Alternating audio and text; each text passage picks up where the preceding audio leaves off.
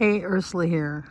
Hey, so yesterday we had high winds, and normally Wednesdays is our burn day, but because we had high winds, I couldn't do anything. I had a lot of thorn bushes that were cut last year from the barberries, and they're like tinder. So I started a fire, and right now I just have extra logs in here, just kicking around.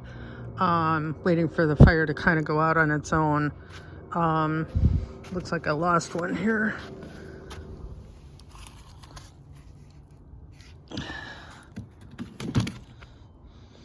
So while we were out kicking around, we decided to do some more trimming of trees. And to do that, what was slated next was the pear tree, the Asian pear. And we're going to work our way back and take a look.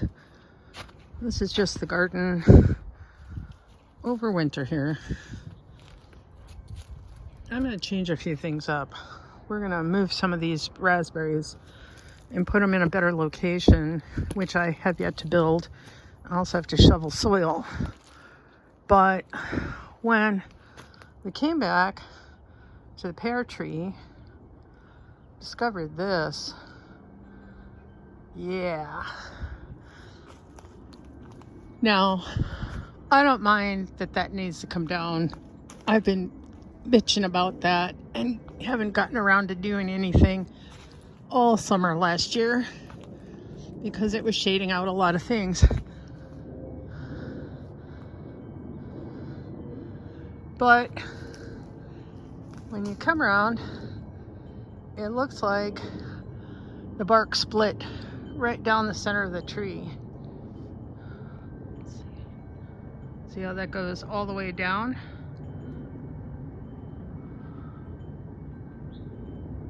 And so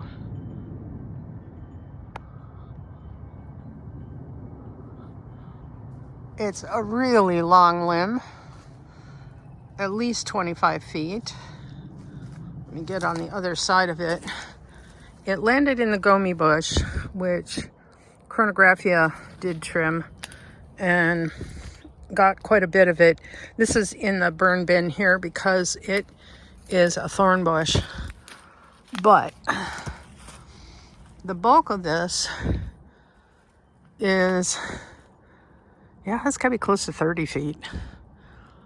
It goes past the garage. And you can see branches are hitting the garage, but there's no damage. But if I try taking it down, there will be damage because I don't know the first thing about how to get one of these guys down. So the gomi has been trimmed back adequately. That's a school bus. But now the mulberry's gotta be disemboweled. So I called a tree service. See, you can't even walk through here. It just keeps going and going. And there are a lot more limbs that are way overhung that could also go. I'm going to move away so I'm not directly underneath it. We don't have wind today, but that doesn't mean that the rest of the tree there won't continue to split, because it's now like a wedge splitting that tree in half. There's like 4 or 5 trees in there. There's 2 in the back and I don't know if that's 1 or 2, and 2 in the front, but it's coppiced. It overhangs the neighbor's yard, and honestly, it's just been in my way. That turned out to be a Bradford pear. That's coming down. That one is small enough I'm taking it out myself. It is the absolute correct size and very straight for a fence post. So I'm going to trim the branches off of that and cut it right at the base. And that's coming out, and I will do take care of that one myself. And the rest of the wood that's here came from other, I don't know if they were mulberry branches or if one of my neighbors had tree limbs come down. There's a lot of Siberian elms in the neighborhood, and I collected a pile. I want to say there had been one over there by those bushes, a Siberian elm, and one of my neighbors gave me a lot of the bushes to try and create a hugel mound here. And I mean, it's been 10 years, so a lot of it's decayed. It made a nice little mound. And then the deer came through and ate a bunch of stuff that I planted. Almost everything that I planted up here has been eaten by deer, including the gooseberry with all the thorns.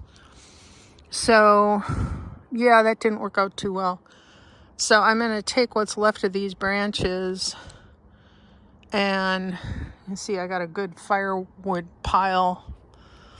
Honestly, I need to make an area just for firewood.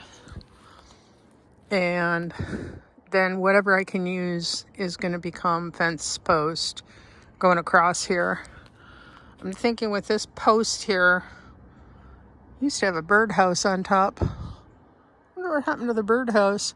Anyway, with that fence post there, I think that's the property line. So I might just take that straight over to where it hits the rocks there, and then just put in a fence across here with an opening for me to get up the hill. With this open though, if this tree is gone and this one is gone, I could actually set up a grape arbor back here is what I'm thinking. It's got to be something that can tolerate, I don't know if you can see it, over there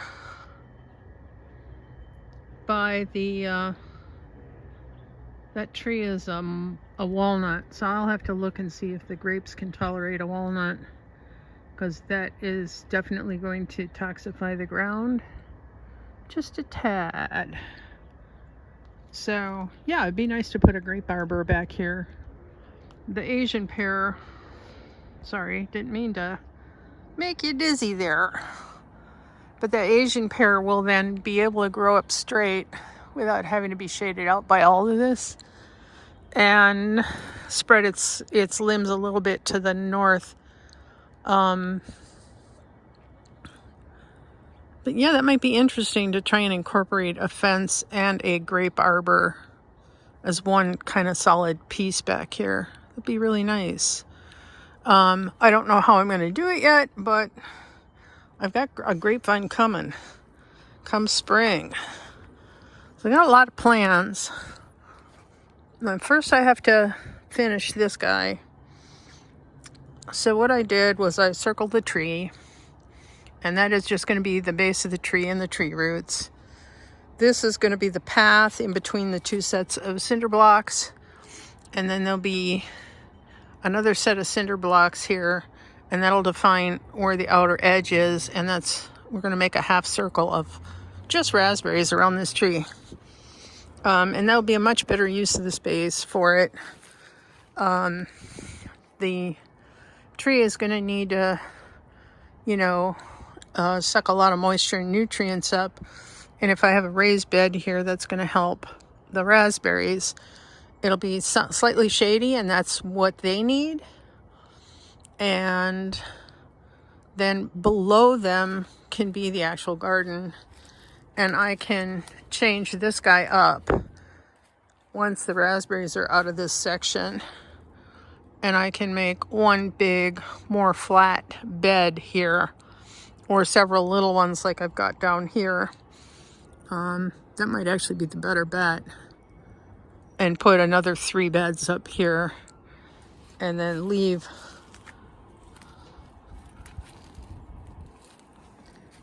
this path as the as a space in between the beds. And you can see there is a height difference here too between that bed and that bed. And I'm going to say it's at least 8 inches, probably 10, maybe 12. So I'm going to have to double cinder block it down on this side. And we'll see how that goes. Meanwhile, there's my right angle branch.